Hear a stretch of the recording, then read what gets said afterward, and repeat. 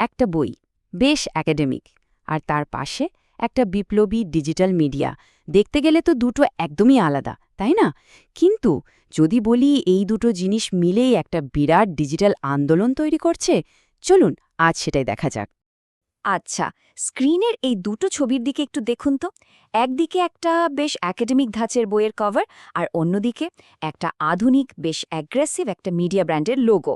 দুটোকে তো দুই মেরুর বাসিন্দা মনে হচ্ছে, তাই না? প্রশ্ন হলো, এদের মধ্যে কি আসলে কোনো যোগসূত্র থাকতে পারে? এই রহস্যটাই আমরা আজ খুঁজে বের করার চেষ্টা করব। তো এই ধাঁধাটা সমাধান করতে হলে আমাদের শুরু করতে হবে প্রথম সূত্রটা দিয়ে, মানে বইটা। এর ভেতরের আইডিয়াগুলো ধরতে পারলেই দেখবেন পরের ধাপটা অনেকটাই সহজ হয়ে যাবে। বইটার নাম দি আর্কিটেক্টস অফ টুমরো, লিখেছেন গুরু দেলোয়ার হোসেন। আচ্ছা, কভারের লেখাগুলোর দিকে একটু ভালো করে খেয়াল করুন তো কি লেখা আছে। Moving forward, enlighten civilisation. আর এর মূল ভিত্তি হিসেবে বলা হচ্ছে তিনটে জিনিস: জাস্টিস, লিবার্টি অ্যান্ড প্রসপ্যারিটি, মানে ন্যায় বিচার, স্বাধীনতা আর সমৃদ্ধি। বেশ বড় বড় কথা, তাই না? তার মানে এটা কিন্তু পরিষ্কার যে বইটা শুধু শুকনো তত্ত্বকথা বলার জন্য লেখা হয়নি। এটা আসলে একটা বিশাল স্বপ্ন দেখাচ্ছে, একটা নতুন আলোকিত সভ্যতা গড়ার একটা ব্লুপ্রিন্ট বা নকশা পেশ করছে। কিন্তু আলোকিত সভ্যতা এ কথাটা তো অনেক বড় আর একটু অস্পষ্টও বটে, তাই না?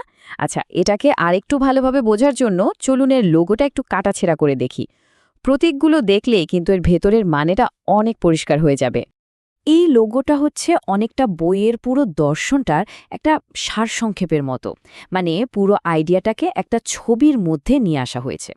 এর প্রত্যেকটা অংশেরই কিন্তু আলাদা আলাদা মানে আছে, আর সব মিলিয়ে একটা সম্পূর্ণ ছবি তৈরি হয়।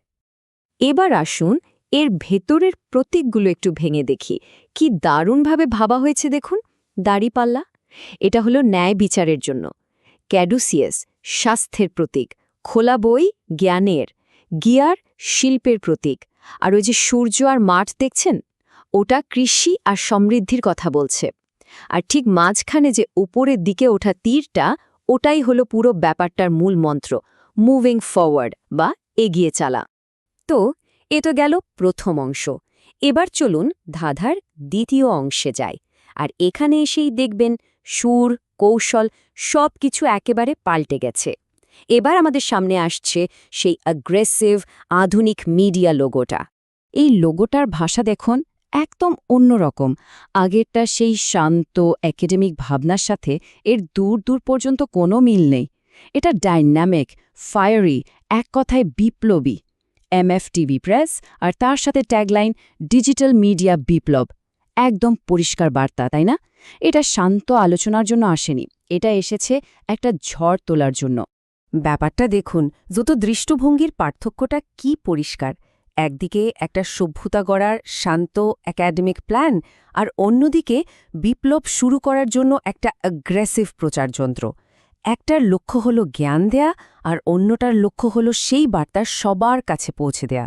তাহলে এদের যোগসূত্রটা আসলে কোথায়? আচ্ছা, এবার সময় হয়েছে এই দুটো একদম বিপরীত জিনিসকে এক সুতোয় বাঁধার। চলুন এবার সেই লুকিয়ে থাকা কানেকশনটা খুঁজে বের করা যাক। আর মজার ব্যাপার হলো, সংযোগটা হয়তো প্রথম থেকেই আমাদের চোখের সামনেই ছিল। এমএফটিভি প্রেসের এই এমএফ এর মানেটা কি হতে পারে বলুন তো? উত্তরটা একদম সহজ, কিন্তু অবিশ্বাস্য রকমের শক্তিশালী। এমএফ মানে আর কিছুই না, মুভিং ফরওয়ার্ড। আর ব্যাস, ঠিক এই জায়গাতেই পুরো ছবিটা একেবারে পরিষ্কার হয়ে গেল। বইয়ের যে মূল স্লোগানটা ছিল মুভিং ফরওয়ার্ড, ঠিক সেখান থেকেই কিন্তু এই মিডিয়াটার জন্ম। তার মানে এরা দুটো আলাদা জিনিস একদমই নয়, বরং একই প্ল্যানের দুটো আলাদা দিক। এখন যেহেতু কানেকশনটা আমরা পেয়ে গেছি, চলুন এর পেছনের পুরো স্ট্র্যাটেজিটা বোঝার চেষ্টা করি। কারণ এটা কিন্তু শুধু একটা বই আর একটা মিডিয়া কোম্পানির গল্প নয়, এটা তার চেয়েও অনেক বড় কিছু। সুতরাং পুরো ব্যাপারটা আসলে একটা ৩ ধাপের মাস্টার প্ল্যান। প্রথম ধাপে একটা বইয়ের মাধ্যমে মূল দর্শন বা ভিশন তৈরি করা হলো। দ্বিতীয় ধাপে একটা লোগো দিয়ে সেই ভিশনের একটা ব্র্যান্ড আইডেন্টিটি তৈরি করা হলো। আর সবশেষে তৃতীয় ধাপে একটা আধুনিক মিডিয়া প্ল্যাটফর্ম বানানো হলো সেই আইডিয়াটাকে সবার কাছে ছড়িয়ে দেওয়ার জন্য। তাহলে আমরা শেষ পর্যন্ত কি দেখলাম? এটা নিছক কোনো তথ্যপ্রচার না। এটা হলো একটা দার্শনিক ধারণাকে একটা বিপ্লবী কণ্ঠে বদলে দেওয়ার একটা কমপ্লিট মডেল। একটা শান্ত একাডেমিক চিন্তাভাবনাকে কিভাবে একটা শক্তিশালী ডিজিটাল আন্দোলনে পরিণত করা যায়, এটা তারই একটা নিখুঁত উদাহরণ।